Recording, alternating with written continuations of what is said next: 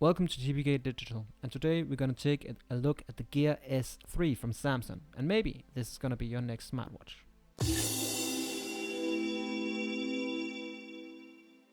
When you first get the Gear S3, it comes in this cylinder-formed package. Opening up the box by cutting up the sealed marks on the sides, you get the Gear S3, and I have to say this at once, I think this watch looks amazing. There are actually two versions of this watch. There's also the Frontier version, and I will link a link to that one down in the description. But personally, I prefer the classic one, and this is this one. But again, looks are always debatable, or people often have their own opinion what looks great and what doesn't. But what else do you get for your money this time instead of just a pretty watch? You do actually get a wireless charger with the device, and it has this little rubber thing for protection during shipping, which is nice. It seems well thought. And if we open up the rest of the packaging here, we can see we get a wristband here, and this is another size. The size that's default on is the large one, and I will probably using this one, the small one. Other than that, down in this bag here, we get a small charging, what's it called, power block thing that you plug into the wireless charger into a wall outlet, and then you get a startup manual that nobody reads. So that's what you get. Another thing I have to comment on here is the size of the watch is fairly large, and therefore I would say appealing more to the male audience. And as you can see here, the watch on my wrist, it is fairly large, and the same goes for the wristband. It's also fairly large and thick as well, but I still find it's really comfortable to wear, and I have no problem wearing it a whole day. All in all, with the small wristband, it comes in at a weight of 72 grams and a thickness of 12.9 millimeters. Now, with all that talk, let's fire up the Gear S3. The setup process for this device for me was pretty easy. I set it up together with my Samsung S7 Edge, as you can see here. I made a preview, so if you want to check that out, you can do that. And the setup went pretty smoothly. Just followed the instruction after the welcome message, and it was pretty much straight to go. Now we're beginning to get into the mud of things. At default, the gear is set to you have to do this weird motion before you can see anything on this display, and it doesn't display anything all the time. The first thing I did was to change this, and I did that by heading into the settings, going to style, and finding watch always on and enabling that. The next thing I did was to go into display and change the screen timeout time. At default it's set to 15 seconds. I found this on the low side, so I changed it to 30. This of course has a big impact on battery life. I can usually go about 2 days before I have to charge it. But the battery is another story if you use the GPS a lot.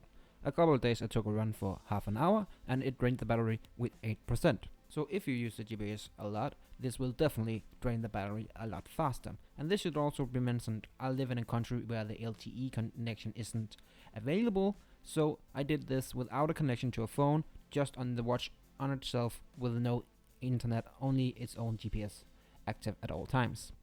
It should also be mentioned, when I took the watch for a run, I actually didn't find it uncomfortable wearing it on my wrist at all. I was also using the leather wristband that comes with the box, just in order to test it, and it should be mentioned that these wristbands can easily be swapped out and replaced with different kinds, so if you want to get something that's a bit more profitable for running, that's easily done.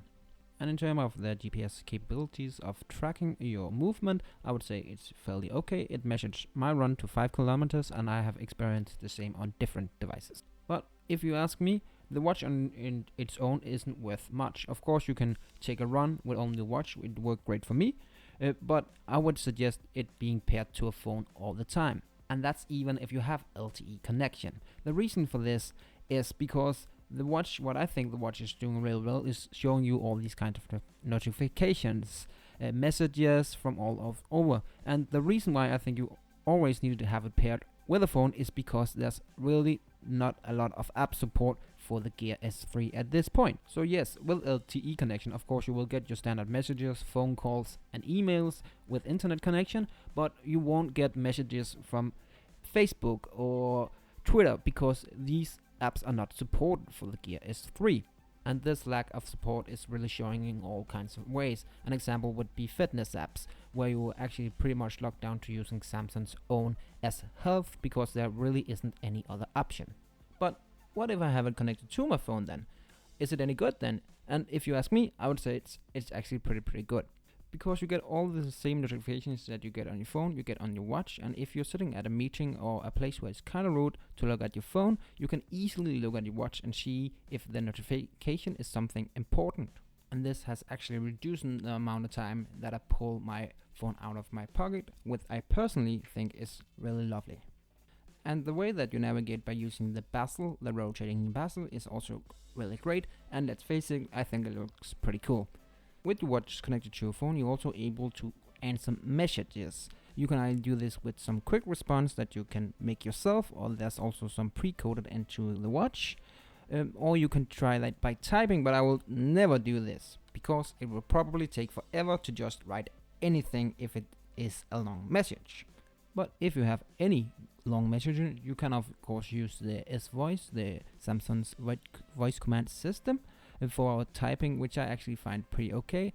When I use it only in English, as it is not supported in my native language. But generally I don't find it as good as either Google's or Apple's solution with the voice commands, but it is definitely usable. Overall, I think this watch is in a kind of a tough spot. Yeah, I think personally it looks great. It has a lot of battery life, which is something it really has going for it. And the way to control it by using the rotating bezel is really great, but the lack of apps is really something that's not going that great for it, and with the lack of the support is really bad. And also the watch has quite a lot of limitations in that regard because of the lack of apps. But also one thing I found especially disappointing is that you're not able to make appointments in your calendar, and pretty much the same goes for navigation. If you turn on a place to navigate to via your phone, it won't show on the watch, and the same the other way around. And also if you use some kind of Google Voice or something to say navigate home, you can't do that on the watch, as well as that those presets don't go to the watch. So what's the bottom line here? Personally, I would say that this watch is just as much a fashion statement as it is a new piece of technology. So if you're already in the market for just maybe a regular watch, I would definitely go ahead and recommend this, as I think it really brings a lot of great features with it.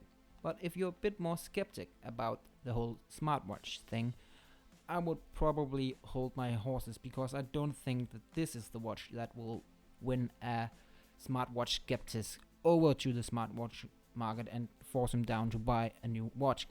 But with all that said, I still think this is actually a kind of great watch, and Samsung has definitely brought something really interesting to the market. And it should be mentioned that in my opinion, the Gear S3 here is not a standalone device, but more an accessory for your phone. So if you're a person that enjoy the look of the watch and maybe want to try out a smartwatch of that kind, I actually think this is a great watch, and I will definitely recommend it, as it's something you can pretty much wear on you every day. And yeah, that's pretty much it. I hope you guys liked this video, and if you did, please leave a like or maybe hit that subscribe button. It really means a lot when you do that. But that's all from GBK Digital, so hope to see you next time. Bye.